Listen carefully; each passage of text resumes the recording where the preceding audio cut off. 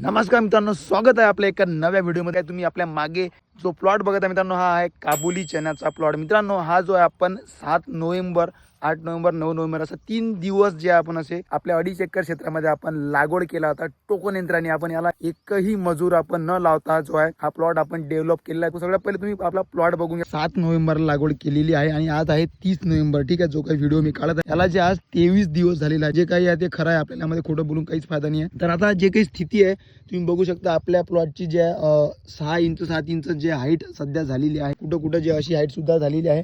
तर आपल्याला याच्यानंतरचं नियोजन काय करा तुम्हाला मी सांगतो। सगळ्यात पहिले जो काही प्लॉट आपला जो काही उगवण झालेला आहे, हा मला वाटतं खूप चांगल्या प्रकारे झाला। तुम्ही बघू शकता, तुम्हाला यामध्ये जे काही खळणं आहे तुम्हाला अशा 5% तुम्हाला खळणा दिसणार आहे। बघा, आपण 6 इंचावर जे लागवड केला होता तर कुठं कुठे अशा गॅप आहे जिथे बी पडलं नाही किंवा बी जमिनीमध्ये दबलं नाही किंवा पाणी निघालं नाही किंवा बियाणामध्ये प्रॉब्लेम, या गोष्टी नक्कीच होतातच। यामध्ये काही एवढं विशेष नाही। ओव्हरऑल जो काही प्लॉट आहे हा चांगल्या प्रकारे इथे आपलं उगवण झालेलं आहे। हे बियाणं जे आहे शेतकऱ्याचंच बियाणं होतं। ठीक आहे, आपण जे अमृत पॅटर्न पद्धतीने जे नियोजन करतो, तर दिनेश भुवने जे आपल्याला हे बियाणं दिलेलं होतं, तर बियाणं नक्कीच काहीच यामध्ये बियाणामध्ये डाऊट नाही आहे। आपण एखाद्या कंपनीपासून न घेता शेतकऱ्यापासून बियाणं घेत असणार तर अशा खात्रीचं बियाणं आपण घेऊ शकता आणि शेतकऱ्यांपासून बियाणं घेतल्यावर सुद्धा ज्या चांगली उगवण होऊ शकते ते आपल्या डोळ्यासमोर तुम्ही बघत आहे। त्यानंतरच आपण जे काही नियोजन करणार आहे ते म्हणजे आपण याला जे ब्रँचिंगसाठी, ठीक आहे, जे काही फुटवा आपल्याला चांगला निघाला पाहिजे किंवा चांगल्या रीतीने डेव्हलप झाड हे झालेलं पाहिजे, याला जे आहे शेंडे खुळणी नक्कीच करणार आहे। शेंडे खुळणी आपल्याला कशी करायची बघू शकता मित्रांनो,